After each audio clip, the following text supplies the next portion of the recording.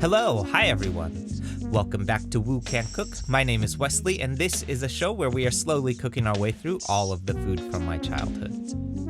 Today we're diving back into our series dedicated to the wonderful weird world of Asian fusion cuisine with a shot at a Chinese breakfast dim sum dish known as Doujiang Youtiao or oil stick, Chinese donut, or Chinese French cruller. Yes, as you might notice, the English translations for this dish are endlessly varying and almost always problematic in some respect.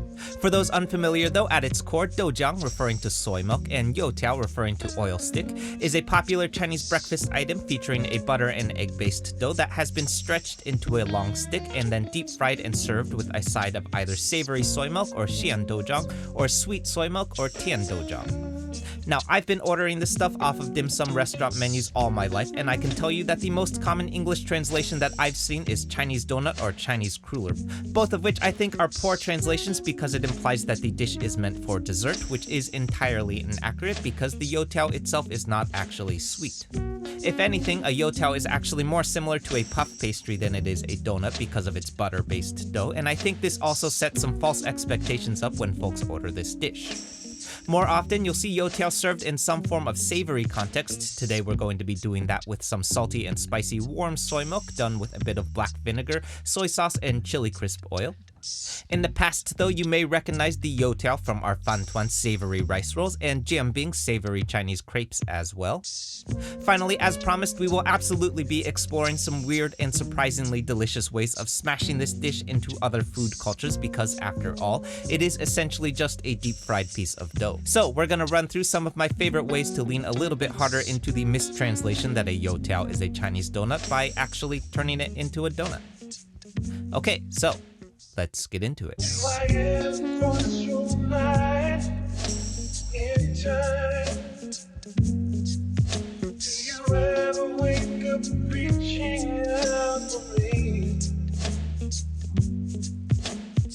Okay, so diving right into it, we're starting off with the dough for our youtiao here. This is 3 cups of AP flour here to start things off, combined with 1 tablespoon of baking powder, 2 eggs, and 3 tablespoons of softened butter. I'm whisking this up to combine until a pebbly dough forms, and then gradually streaming in half a cup of water until a cohesive dough ball forms. Take your time and really actually do this gradually because if you rush this part, you'll end up with some weird pockets of raw flour floating around in your dough. Next up, I'm rolling out my dough into a rectangle shape about 14 inches in length and 2 inches in height, which should leave your dough still fairly thick here. I'm also using my bench scraper to help make some straight lines with my dough, but later on I also realized that this isn't really going to matter that much, so unless it's bugging your weirdly selective perfectionist brain, don't bother with this step. Finally, I'm wrapping this in plastic and then popping it in the refrigerator to cool so that butter can set for 1 hour or ideally overnight. The next morning, our dough should look more or less the same, but with a little bit more rigidity to it, which should make it a little bit easier to work with. I'm measuring out 1-inch pieces and then slicing up our rectangle into, smaller rectangles. You get the idea, just cut this thing up into strips. What's most important here is that whatever measurement that you do use, you need to make sure that you end up with an even number of rectangles because next up we're stacking these things up into sets of 2s, and then I'm using a chopstick to press down the center of the dough to essentially bind these 2 strips of dough together. And yes, I know what you're thinking, there is nothing more Chinese than when a chopstick is an absolutely essential tool for your recipe, but I promise you that you won't be able to get this iconic youtiao shape without a chopstick. Next up, I'm stretching out my dough here. Now, technically, the longer that you manage to stretch these out, the better, because I think it has something to do with long life or money, I don't know. In actual practice, what you really want to do is stretch these things out no longer than the diameter of whatever vessel that you plan on deep frying in, or else you're gonna have a hell of a time trying to fry these things into straight lines because they won't fit into your wok. So, over on the stove, I've got 48 ounces of neutral oil in my wok that I'm heating up to 350 degrees F. Then, real quick, here's what actually will happen if your youtiao is longer than the diameter of your wok. They just sort of curl up and bend to the sides of the wok, which is not ideal. So anyway, now that our youtiao are the correct length, I'm dropping these into my fryer for a very brief 1-minute fry. These are gonna puff up pretty much immediately because of the eggs and baking powder, so be prepared and have some tongs ready. Once that starts happening, I'm immediately rotating my youtiao to help us get a nice even browning. Then finally, I'm pulling these out of the fryer at a light golden brown or about 80% doneness. Remember to account for carryover cook because these things are fairly delicate and will definitely continue to cook off heat, and we're ready to eat. Okay, so back over on the cutting board, let's run through a few traditional preparations of this dish here first. This is 1 cup of Chinese soy milk combined with 1 tablespoon of sugar. You can also just use regular American soy milk, but I found that this stuff tends to be a little bit more watery, so it may need a little bit more reduction time if you do go this route. I'm throwing this on heat very briefly to warm things up and then serving very simply with our youtiao on the side.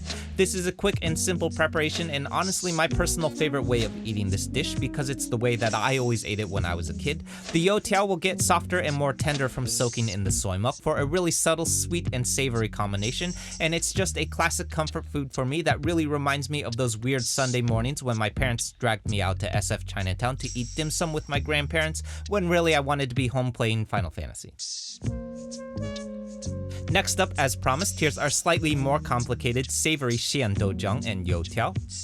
This is 4 tablespoons of soy sauce, followed by a tablespoon each of sesame oil, black vinegar, and lao gan ma chili crisp oil. Then next, I'm combining it with a 1.5 cups of Chinese soy milk, giving it a quick stir and then throwing it on heat to warm up before we serve it again with our fried youtiao on the side. I remember that this was always my mom's favorite way of eating this dish, and objectively speaking, it is a lot more flavorful with more interesting layers of umami and flavor than our sweet Tian doujiang had. The crispy oil sticks again soften up a little bit after soaking in the soy milk and make for a super hearty and filling savory breakfast. To me, this is the preparation that makes the most sense for this dish because we're essentially leaning a little bit harder into the savory tendencies of that butter and egg-based youtiao dough. Lastly, for those attempting this, it's worth mentioning that the vinegar that we added to the doujiang here will cause the soy milk to curdle. This is absolutely normal and expected, according to my mother. Essentially, your soy milk is starting to form into a sort of vegan buttermilk.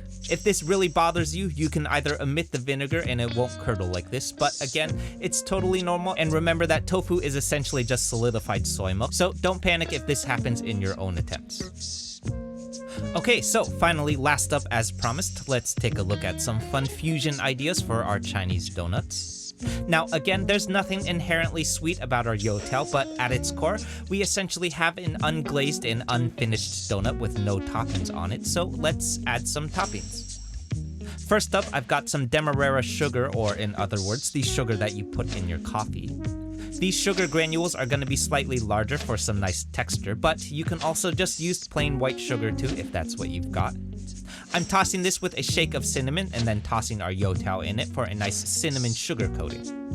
Next up, how about a puppy chow inspired youtiao? This is a heavy dusting with some dark chocolate cocoa powder to start, followed by some powdered confectioner's sugar for a slightly less textured but more adhesive topping that won't fall off quite as easily.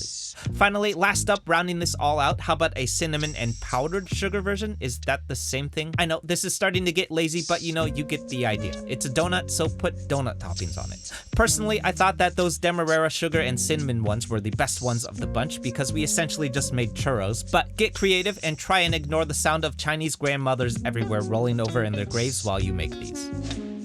Okay, so that's it everyone. I hope you enjoyed this and I hope you give this one a shot. For those who are new to the channel, this one is part of a larger series that we've been doing that's dedicated to weird Asian fusion ideas, where we take traditionally common Chinese and or pan-Asian dishes and then smash them together with other food cultures, which is super fun, so definitely check out that series next if you haven't yet because there's a lot of these. For the Bay Area locals, the Wu Can Cook Fried Rice pop-up is back at Federation Brewing in Oakland every Friday, so come by and say hi if you can. More about that at wucancook.com/eats. As always, like, comment, subscribe, share, be nice interneters, and I'll see you soon. Bye.